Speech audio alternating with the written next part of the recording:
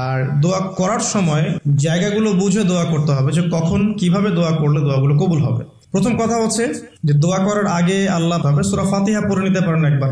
দোয়া করার শুরুতে আপনি দরুদ পড়বেন, দরুদের ফলে দোয়া কবুল হয়। দরুদ না পড়লে দোয়াটা আসমানে গিয়ে ঝুলে থাকে, উঠিয়ে নেওয়া হয় না। যখন দরুদ পড়া হবে তখন দোয়াটা উঠিয়ে নেওয়া হবে। দোয়া করার কিছু টেকনিক আছে, যে কিভাবে কি দোয়া করলে কবুল হবে, কখন দোয়া করলে কবুল হবে, এগুলো বুঝে দোয়া করতে হবে। অনেকেই বলে দোয়া করে যাচ্ছে কবুল হচ্ছে না। কিছু বিষয় আছে হয়তো এই কারণে হচ্ছে না, হয়তো বা আল্লাহ পাক চাচ্ছেন এটা আপনার জন্য পরে পাওয়া উত্তম, সেই জন্য আপনি এখন পাচ্ছেন না। হয়তো বা আল্লাহ পাক আপনাকে পরকালে দিবেন বলে জমা রেখেছেন, হয়তো এই জন্য পাচ্ছেন না। অথবা হয়তো আপনার আকীদায় শিরক আছে, হয়তো এই জন্য হচ্ছে না।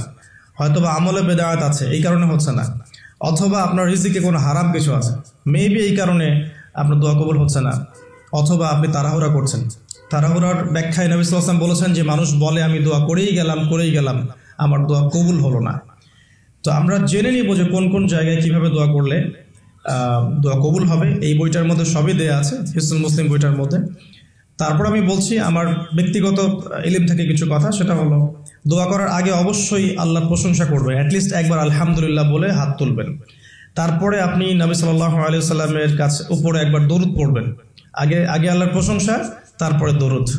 এরপরে আপনি নিজের পাপের ক্ষমা চাবেন। আগে আপনি পাপ করেন বা না করেন, আগে বলবেন রব্বিক ফিরলি, আল্লাহ আমাকে মাফ করে দাও, পাপ করেন বা না করেন। এটা সুলাইমান আলাইহিস সালামের সেই দোয়া থেকে আমি শিক্ষা নিয়েছি। সুলাইমান আলাইহিস সালাম যে বিখ্যাত দোয়ায় বলেছিলেন যে আল্লাহ আমাকে এমন মুলক এবং রাজত্ব দান করুন যে মুলক আর রাজত্ব আপনি কাউকে কখনো দেননি। এই দোয়ার শুরুতে তিনি বলেছেন রব্বিক ফিরলি, আল্লাহ আমাকে মাফ করুন। তো এটা আদব, দোয়ার আদব হচ্ছে আগে নিজের ক্ষমা চাওয়া, আল্লাহর কাছে নিজের ভুলের ক্ষমা চাওয়া, তারপরে দোয়া করা। হামসানা, দরুদ, এরপরে আপনি ক্ষমা চাবেন। এবার আপনি দোয়াগুলো করবেন আপনার মন থেকে। আরবি দোয়া জানা থাকলে আরবিতে দোয়া করবেন, কারণ আপনি আপনার রবের সাথে আরবি দিয়ে কথা বলবেন, এর চেয়ে আসলে গর্বের কি হতে পারে। আরবি ভাষা কেন শিখব, কি দরকার আছে, এটা কি সাম্প্রদায়িকতা?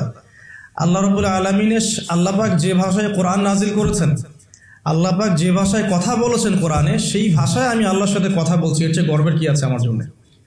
আরবি কেন শিখছি, কেন শিখবো? এই ভাষা দিয়ে আমি আল্লাহর সাথে কথা বলবো।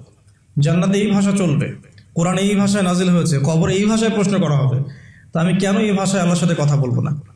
এর মানে এই নয় যে কেউ যদি আরবি না জানে অন্য ভাষায় দোয়া করতে পারবে না, এমনটা নয়। অবশ্যই কেউ যদি আরবি না জানে, বেসিক দোয়াগুলো না জানে, সে বাংলাতে দোয়া করতে পারে, কোনো সমস্যা নেই। ইংরেজিতে দোয়া করতে পারে, উর্দু দিয়ে দোয়া করতে পারে। ভাষাগত পার্থক্য আল্লাহর কাছে নেই, তবে আরবির মর্যাদা আছে। আর এটা আমার কাছে গর্বের বিষয় মনে হয় যে আমি আরবি দিয়ে আমার রবের সাথে কথা বলতে পারছি, আমি আরবি দিয়ে কথা বলছি। এবং আরবি দিয়ে দোয়ার ক্ষেত্রে আপনি এত ভালো করে মনের ভাব প্রকাশ করতে পারবেন অল্প শব্দে, যেটা হয়তো অন্য কোনো জায়গায় সম্ভব নয়। এরপরেও আমি বলবো যে মাতৃভাষায় মানুষের মনের ভাব প্রকাশের ক্ষেত্রে সহজতা আছে।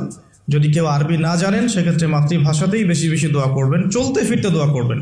নির্দিষ্ট সময়েই দোয়া করতে হবে এমন নয়, রোজা রেখে সারাটা দিন যখনই আপনার মন চাচ্ছে, মনের মধ্যে একটা কিছু চাহিদা আসছে, আপনি দোয়া করে ফেলবেন। নবী সাল্লাল্লাহু আলাইহি ওয়াসাল্লাম বলেছেন, যদি তোমাদের কারো জুতার ফিতাও ছিঁড়ে যায়, সে যেন সেই ফিতাটাও আল্লাহর কাছে চেয়ে নেয়। প্রতিটা বিষয় আল্লাহর সাথে শেয়ার করতে হবে। আল্লাহ, আমার চাকরির দরকার, আমার রিজিকের সমস্যা, আমার পারিবারিক সমস্যা, আমার ব্যবসার সমস্যা, আমার ইলম অর্জন করতে চাই, আল্লাহ আমাকে ইলম দান করো। আল্লাহ, আমি শারীরিকভাবে অসুস্থ। বিভিন্ন রকম সমস্যা আমরা জর্জরিত আছি। প্রত্যেক মানুষের কোনো না কোনো সমস্যা আছে।